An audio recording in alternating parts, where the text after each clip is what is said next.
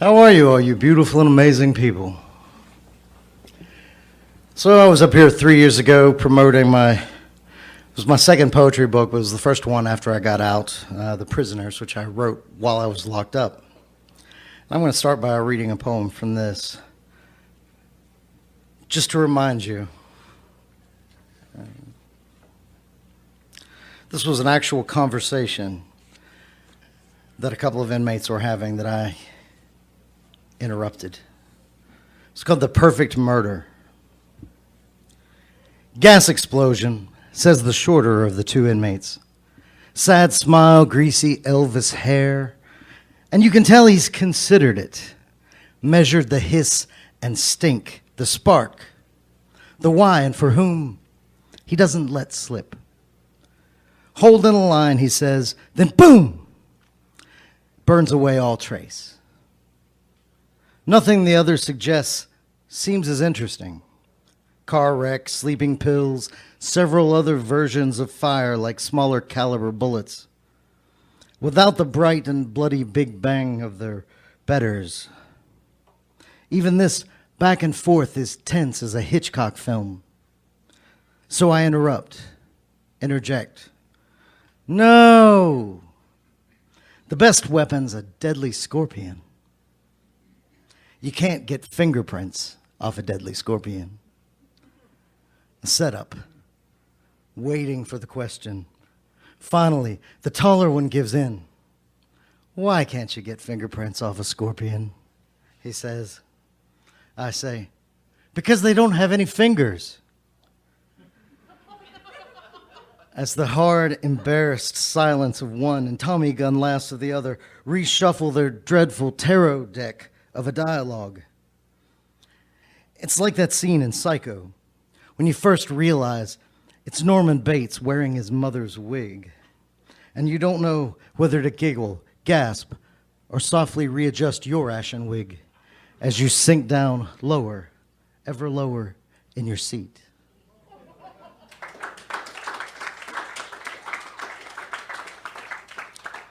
This is my new book. It's not even a year old yet. And I'll let you in on a little secret. About a quarter of these books were written in prison also. Hence the nice-looking fellow there on the front. Noise. Sit by the phone that never rings, awaiting whatever silence follows silence. A black cat shrieks unheard from the street, while a lime green truck shreds linings of its brakes.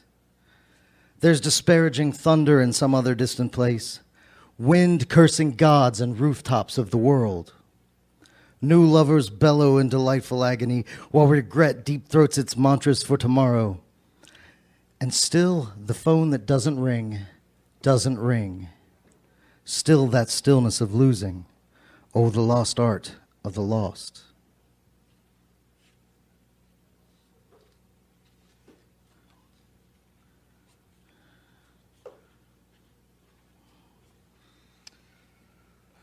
Sometimes being home has been frightening too.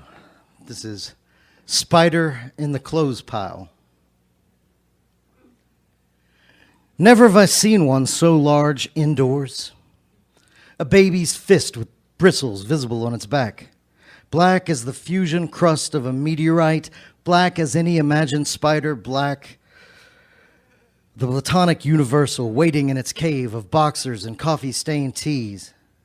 I go to pick them up, and out it drops. The black spot of old blind pew on my biblical beige carpet.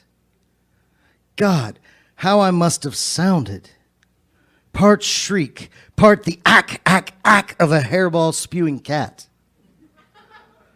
Double fright, the it that is, and it the unexpected. A spider in the clothes pile, heart shocks, spikes the pulse, though to say it out loud makes me think of a Buddha in the woodpile. The poem by Ferlinghetti about Waco, the cult wackos and wackos in the FBI. All that violence when a Buddha would bring peace. But if a Buddha fell out of my clothes pile, I'd have been just as frightened, maybe more despite his oming and eyeing. or sweet gentleness of his enlightened eyes. Because for fuck's sake, how did he get in there? And as he crawled toward the safety of the underbed, his head would be too big for my well-aimed shoe.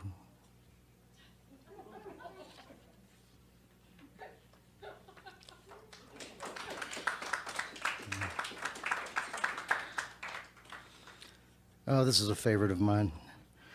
This was written after I got out, but looking back. Watching The Wizard of Oz in prison. We sit there straining and stiff in straight-back chairs, half a dozen of us following Dorothy's naive plunge into trouble and technicolor, a fantasy less enchanting than in the innocence of our youth. What is Dot but a body dressed in innocence? Her Betty Boop, oh my, her dance-stepping along the avenues, like a skipped stone or drop of paint from a bucket left on a booming speaker. And how she makes friends with strangers, what her mama warned her about. More likely to encounter one of us, cowardly, heartless, and out of our minds. We forgive her this slip-up. Having come with her so far, we go on following at a safe distance, like guardian angels with bloody swords, and when we arrive at the Emerald City, we sneak thief-like through the gates, wanting to see her achieve her goal, which is the same as ours.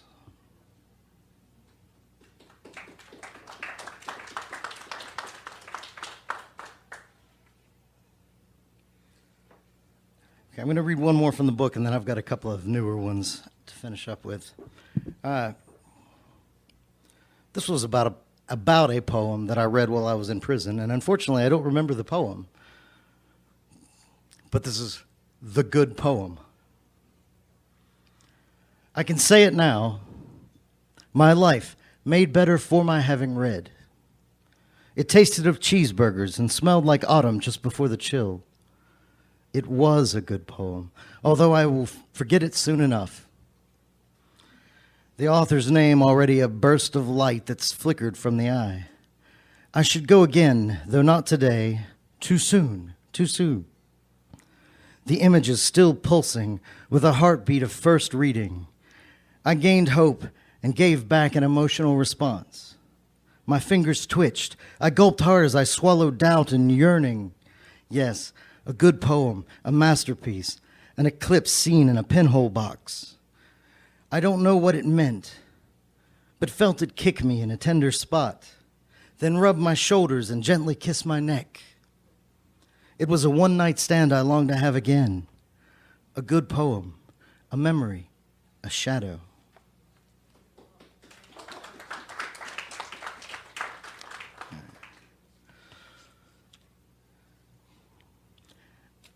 I try not to be overtly political on my stuff, but sometimes I can't help it. This is negative definition.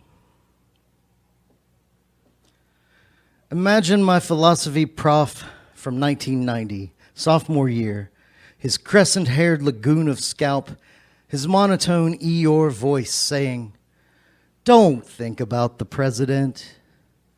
You can't not." When you consciously attempt to conjure a negative, you summon its opposite. Don't think about the head of state, I tell myself.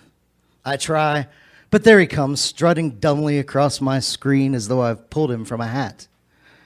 And now must listen to him jabber about what a wonderful hat it was, and how he built the best burrow in a secret pocket in the brim. Don't think about him, I plead. But bedazzled brain invites his image on the news, where other loud men draft the chronicle of lies, arguing over their meanings. As if a crucial line of verse from Frost, a voice from memory, droning and deliberate, advises me, just don't think. I cut it off there and put in an effort, as though studying for the blank page of an exam. But not thinking doesn't work. And too many others have beaten me to it. And isn't that the trouble? Isn't it, anyway? Didn't my old professor really say, don't think about polar bears? Now, I'm doing that. I'm not thinking about them. I'm not thinking about them as hard as I can.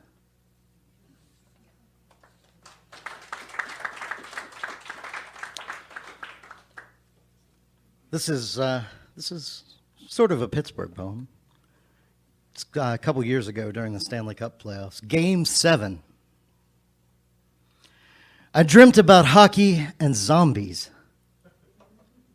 Not together, but part of a sequence of events my subconscious gave like alms. First, monsters. Grotesque images straight from AMC. Sleepy-eyed, yawning, their breath like rust and onions. I think I ran away. Next thing, I'm standing front row by the plexiglass, shouting, "Motherfucker!" at a player on the ice. Not one of Tampa's goons, the Penguins duel tonight, Game 7, conference finals, for a chance to compete for the Stanley Cup. Nameless skater thugs with bristly playoff beards and meanness. Easy for me to make that connection between last night's vision and tonight's violent action.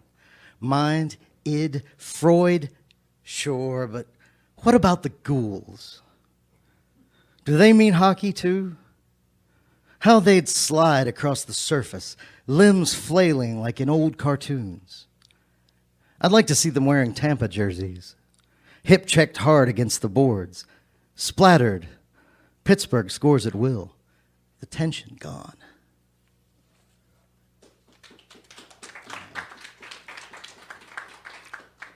I've been closing a lot of my readings with this poem.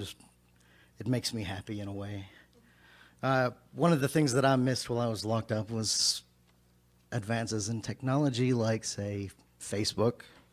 So when I got out about 5 years ago, one of the first things I did was sign up for Facebook. So this poem is called Facebook Keeps Telling Me. Facebook keeps telling me I should be friends with my ex-wife. Extend handshake and chivalrous salute as if we might hang out somewhere between servers and play gin rummy, digital checkers. As if not enemies isn't enough, we have to like each other and our posts. Her face appears, sadly smiling on my screen, like a phantom, like any of 100,000 memories, ambiguous.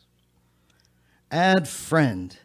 The social network strong-arms me, demanding I send a new request, as though she wouldn't request in turn 20 years of her life back.